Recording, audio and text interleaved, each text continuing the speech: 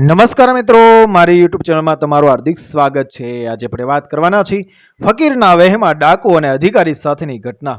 આપણું ગુજરાતમાં સૌરાષ્ટ્રનો વિસ્તાર, સૌરાષ્ટ્રના વિસ્તારમાં સોરઠમાં ગીરનું જંગલ, ગીરના જંગલમાં સિંહની ડણકો અને જંગલી જાનવરો, શિયાળ અને શેઢાડી, નાગ અને નોળિયા, લોંકડી અને જંગલી બિલાડી, આવા અનેક જાનવરો, જાત જાતના ઝાડવા, આંબા અને ઉમરા, આંબલી અને પીપળા, ગોરડ અને બાવળની અજાજુડ જાડી, ઊંચી ભેંકાર ભેખડો, ઊંડા કોતલ, આવા કોતલમાં 25 ડાકુઓ છુપાઈને બેઠા છે।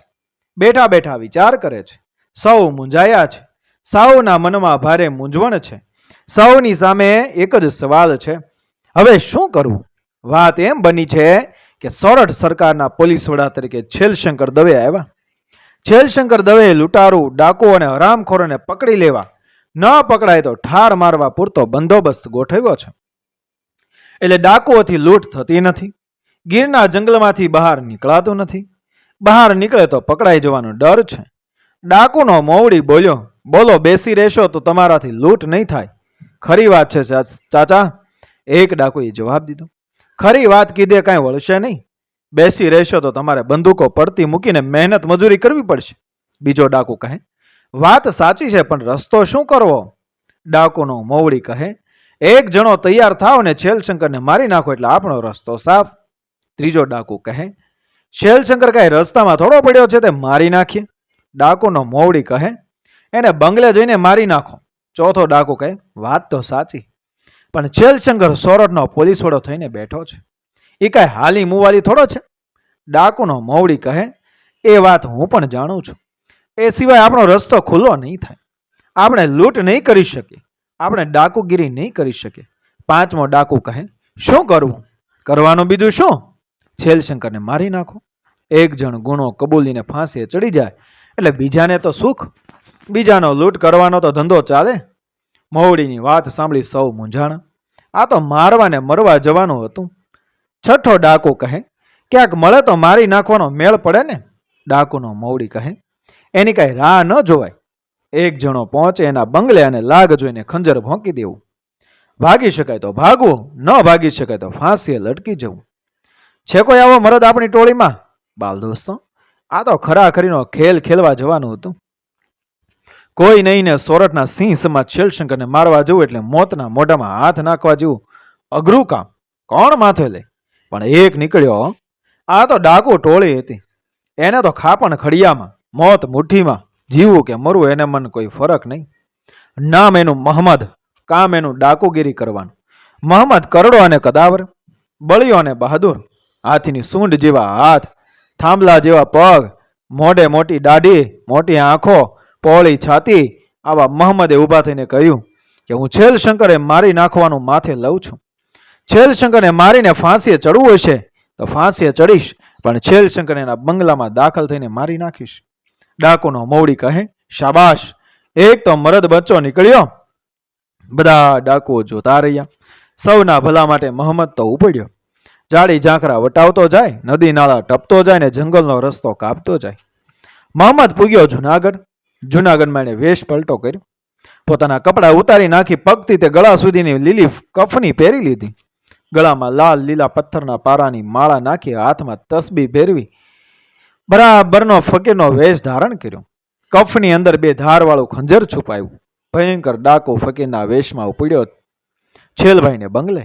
સાંજ પડવા આવી છે, સૂરજ દાદો ગિરનારના ડુંગરા આડો છુપાઈ રહ્યો છે, પંખીઓ માળા તરફ ઉડી ગયા છે, વાડી ખેતરોમાંથી ખેડૂતો ગામ તરફ આવી રહ્યા છે, મંદિરમાં પૂજારીઓ ભગવાનની પૂજા કરવાની તૈયારીઓ કરી રહ્યા છે।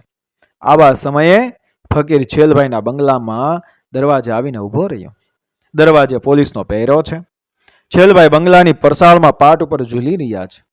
પોલીસને ફકીર કહે, સાહેબને મળવું છે। પોલીસ કહે, સાહેબને મળવું હોય તો કચેરી ઉપર જજો, તમને મળશે। ફકીર કહે, મારે તો તેમને બંગલે જ મળવું છે। પોલીસને શંકા જાય છે, પહેરવેશ ફકીરનો છે પણ ચહેરો કરડો છે, મોટી મોટી ખુન્નસ ભરેલી આંખો છે, પડછંદ કાયા છે, પહોળા પંજા છે। આ બધું જોઈને પોલીસ તાડુક્યો, કહું છું ચાલ્યા જાઓ, સાહેબને નહીં મળાય। ફકીર કહે, હું તો મળીને જ જઈ, આમ સામસામી મોટે મોટેથી બોલાચાલી થવા માંડી. અવાજ અથડાયો છેલભાઈના કાને. છેલભાઈ પાટ ઉપર ઝૂલતા ઝૂલતા બોલ્યા, કોણ છે? પોલીસ કહે, સાહેબ, એક ફકીર આપને મળવા માંગે છે. છેલભાઈ કહે, આવવા દે. પોલીસ કહે, સાહેબ, ફકીર જેવો લાગતો નથી, મને શંકા જાય છે. છેલભાઈ કહે, ગભરાવાની જરૂર નથી, જે હોય તેને આવવા દે. પોલીસે ફકીરને કહ્યું, જાઓ અંદર. ફકીર તો બંગલામાં દાખલ થયો. છેલભાઈ કહે, પધારો સાંઈ. ફકીર કહે, ખુદા તમારું ભલું કરે. છેલભાઈ કહે, બેસો. ફકીરને તો એટલું જ જોઈતું હતું. એણે તો બેઠક જમાવી. લાગ મળે તો છેલભાઈની છાતીમાં ખંજર ભોંકી દેવા એના હાથ સળવળતા હતા. છેલભાઈ કહે, સાંજ થઈ ગઈ છે, રોટલા મારી સાથે ખાજો. ફકીર કહે, હું રોટલા નહીં ખાઉં. છેલભાઈ કહે, કેમ નહીં ખાવ? મારા દુશ્મન છો? દુશ્મન હોય તે રોટલા ન ખાય. છેલભાઈના સવાલથી ફકીર ચમક્યો. એ મૂંઝાયો. એની પાસે છેલભાઈના સવાલનો જવાબ નહોતો. એણે બાનું કાઢ્યું, મારે ઘણી ઉતાવળ છે, હજુ મારી જગ્યાએ પહોંચવાનું છે મારે. છેલભાઈ કહે, મોડું નહીં કરું, આજે શુક્રવાર છે ને એટલે પીરને ચાદર ઓઢાડી લોબાનનો ધૂપ કરી હમણાં આપણે સાથે જ જમવા બેસીએ. ફકીર કહે કે પીર? છેલભાઈ કહે, હા, આ બંગલાની પાછળ પીરની દરગાહ છે. આજે શુક્રવાર છે, દર શુક્રવારે હું તેના પર નવી લીલી ચાદર ઓઢાડું છું. ફકીર કહે, ઠીક છે. ફકીરના મનમાં વિચાર આવ્યો, આ તો બરાબરનો લાગ કહેવાય. પોલીસ આગળ પહેરો ભરે, છેલભાઈ બંગલાની પાછળ જશે એટલી વાર છે. ફકીર આવા વિચાર કરતો બેઠો છે. છેલભાઈએ હુકમ કર્યો, એલા માધુ. જી સાહેબ કહેતો છેલભાઈનો અંગરક્ષક માધવરાવ ભાવરાવ કદમ નામનો મરાઠો સૈનિક આવીને ઊભો રહ્યો. ચાદર અને લોબાન તૈયાર કરાવો. છેલભાઈનો હુકમ થતા માધુ મરાઠે લીલી ચાદર અને લોબાનનું ધૂપિયું લઈને હાજર કર્યું. છેલભાઈએ માધુને બીજી સૂચના આપી. માધુ કહે, જી સાહેબ, હું હમણાં જ પીરની દરગાહ ઉપરથી પાછો આવું છું, એટલી વારમાં જમવા માટે 2 થાળી પીરસાવજે. માધુ કહે, ભલે સાહેબ. છેલભાઈએ હાથમાં લીલી ચાદર લીધી, બીજા હાથમાં લોબાનનું ધૂપિયું લીધું. લોબાનની ભભકતી આખો બંગલો ભભકી ઉઠ્યો. છેલભાઈ ફકીરને કહે, ચાલો મારી સાથે. ફકીર તો મનમાં રાજી થઈ ગયો. આ તો બરાબરનો મોકો મળી રહ્યો છે. મોત અને છેલભાઈને હવે જાજુ છેટું નથી. એ તો ઉપડ્યો. છેલભાઈ આગળ અને પાછળ ફકીર. બંગલાની પાછળ એક આંબલીનું ખોખડધજ ઝાડની નીચે પીરની દરગાહ. ઓટલેથી બાંધેલી પીરની દરગાહ ઉપરથી છેલભાઈ જૂની ચાદર ઉઠાવી. પાછળ ઉભેલા ફકીરના હાથ સળવળ્યા. એને ભેટમાંથી 2 ધારવાળું ખંજર હળવેથી સેર્યું. બરાબર છેલભાઈની પીઠ ફકીરને દેખાતી હતી.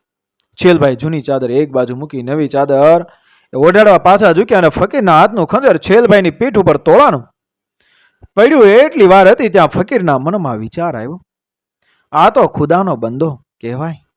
પીર પીરાણાની પૂજા કરનારનો ને આંગણે આવેલાને આદર અને રોટલો દેનારો કહેવાય. એને મારીને મારે કેટલા ભાવ જીવવાનું. છેલભાઈએ ચાદર ઓઢાડી પાછા ફર્યા ત્યાં તો આંખના પલકારામાં ફકીરે ખંજર પાછું છુપાવી દીધું. છેલભાઈ સાથે ચાલવા લાગ્યો. પરસાળના પગથિયા ચડતા છેલભાઈએ કહ્યું, માધુ, થાળી પીરસો.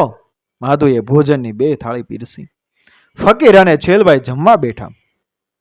ફકીરે પેટ ભરીને ભોજન ખાધું, જેમાં પછી છેલભાઈએ ફકીરને ખભે લીલું લુગડું નાખ્યું. ફકીર છેલભાઈને દુઆ દઈને એ પાછો વળી ગયો. ત્યારે જુનાગઢ ઉપર અંધારું ઉતરી ગયું હતું. વાળું કરીને સૌ સુવાની તૈયારી કરતા હતા. ત્યારે ફકીર જંગલ તરફ જઈ રહ્યો હતો. અંધારામાં અઘોર જંગલનો માર્ગ કાપી રહ્યો હતો. ફકીરે જે રસ્તે આવ્યો હતો એ રસ્તો પાછો વળી રહ્યો હતો. ઘોર અંધારું ઘૂંટાઈ ગયું હતું. પંખીની આંખના પોપચા બીડાઈ ગયા હતા. સૌ થાક્યા પાક્યા ઊંઘી ગયા હતા. સસલા બોર્ડમાં હરણા ઝાડના ઝુંડમાં સૂઈ ગયા હતા. ત્યારે ફકીરના વેશમાં મોહમ્મદે ડાકુ ટોળી સામે પગલા માંડ્યા. મોહમ્મદને સાજો નરવો આવેલો જોઈને એના સાથીદારોને તો નવાઈ લાગી. એના મવડીએ પૂછ્યું, શું થયું મોહમ્મદ? છેલશંકરને મારીને જીવતો આવ્યો? ના. કેમ? ભેટો ન થયો? મોહમ્મદે સામે બીજો સવાલ થયો. મોહમ્મદે ધીરે સાથે કહ્યું, ભેટો થયો, પણ શું? તારી છેલશંકરને મારતા જીગર ન ચાલી? ડરી ગયો? બીક લાગી ગઈ? આમ મોહમ્મદ સામે એક પછી એક સવાલો ઉઠતા ગયા. મોહમ્મદ મૂંઝાયા વગર બોલ્યો કે મારો હોત તો આંખના પલકારામાં એની પીઠમાં ખંજર ભોંકી દેત. તો તેમ કરતા તને કોણે રોક્યો? બોલતા બધા ખડખડ હસી પડ્યા, પણ મહમ્મદે ધીરેથી કહ્યું, મનેથી રોકનાર એક નીકળ્યો. કોણ? ઉપરવાળો અલ્લાહ. એટલે મેં એની ખુદાની બંદગી કરતી જોયો. મને તે ખુદાનો બંધો લાગ્યો. અલ્લાહના નામના પોકાર પાડતો જોયો. એની પીઠ ઉપર પડવા માટે ઉગામેલું ખંજર પાછું પડ્યું. પછી હું પાછો વળી ગયો. ચાચા, ખુદાની ખિદમતમાં રહેનાર ઉપર આ જલ્લાદ જેવો હાથ ઉપડ્યો નહીં. હવે શું કરીશ? હવે તો આ ભેખ પહેર્યો છે, એ પહેરી જાણવો છે. હવે તો મારે કોઈને મારવા નથી, મારે કોઈને રંજાડવા નથી, મારે કોઈને લૂંટવા નથી. બસ ફકીર થઈને ફર્યા કરીશ. લોકોને ડારો નથી દેવો, પણ દુઆ દેવી છે. બાલ દોસ્તો, મોહમ્મદ ડાકુ મટીને અલ્લાહનો ઓલિયો બની ગયો. જિંદગીભર ફકીર બની અને બંદગી કરી. મિત્રો, વિડીયો પસંદ આવ્યો, મારી ચેનલ સબસ્ક્રાઈબ કરો, ફોલો કરો, શેર કરો. મળીએ આવી જ ઘટનાને પ્રેરણાદાયક વાર્તાઓ સાથે આગળના વિડીયોમાં. બન્યા રહેજો મારી ચેનલ સાથે. જય શ્રી કૃષ્ણ. રાધે રાધે.